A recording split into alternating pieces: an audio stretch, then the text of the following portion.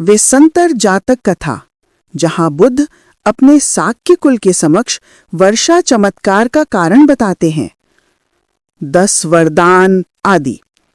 ये कथा उस समय की है जब भगवान बुद्ध कपिलवस्तु के समीप अश्वत्थ उद्यान में निवास कर रहे थे, एक अलौकिक वर्षा की घटना के संबंध में। जब तथागत ने धर्म चक्र प्रवर्तन के पश्चात कालक्रम से राजगृह पहुंचकर शीत ऋतु वहीं बिताई, तब वे महाकल्याणकारी उपदेशों के साथ कपिलवस्तु की ओर चल पड़े। उनके आगे आगे महोदारशील भिक्खु उदासीन चल रहे थे और लगभग 20,000 अरहंत साथ थे। जब ये समाचार कपिलवस्तु पहुंचा तो शाक्य कुल के राजकुमार और राजकुमारियां एकत्रित हुए। अपने कुल रत्न, अपने ही वंश में जन्मे तथागत का स्वागत करने के लिए। शाक्य लोग स्वभाव से कठोर, गौरवशील और अभिमानी माने जाते थे।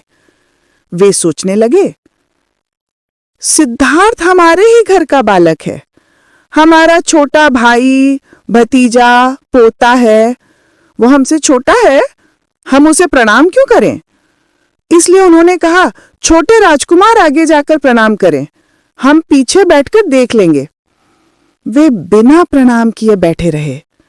भगवान बुद्ध ने उनके मनोभाव को समझ लिया और सोचा कि मेरे अपने ही कुलजन अहंकार में प्रणाम नहीं कर रहे। अच्छा, मैं इनका अभिमान विनीत कर दूं। तुरंत ही उन्होंने इद्धि समापत्ति उत्पन्न की, आकाश में ऊंचे उठे, मानो अपने चरणों की धूल उनके सिरों पर झाड़ रहे हों। उन्होंने वही चमत्कार दिखाया जैसा कपित्थ मूल वृक्ष के नीचे द्विविध पाटिहार्य में किया था। राजा शुद्धोधन ने यह दिव्यता देखकर भाव विभोर होकर कहा, हे पुत्र, तुम्हारे जन्मदिन पर जब तुम्हारे चरण अंतरवासी ब्राह्मण कालदेव के सिर पर थे, मैंने तुम्हें पहली बार प्रणाम किया था। दूसरी बार हल चलित उत्सव के दिन जब मैंने देखा कि जामुन वृक्ष की छाया तुम्हारे ऊपर स्थिर रही, तब भी तुम्हें प्रणाम किया।